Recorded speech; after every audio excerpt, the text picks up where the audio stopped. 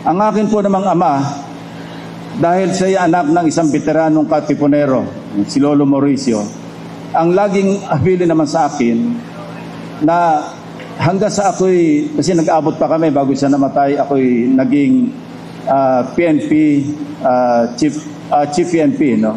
Director General. Ang bili niya sa akin, simple lamang.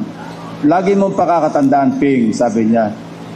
Ang tama ay paglaban, ang mali ay labanan. Yun po ang aking naging panuntunan, naging aking gabay sa mahigit 50 taon na ako'y nagsilbi sa gobyerno. 20 taon bilang sundalo, 10 taon bilang pulis, at 18 taon bilang senador. At ito po, Chairman, Commissioners, will be my 4th term as an elected Senator of the Republic.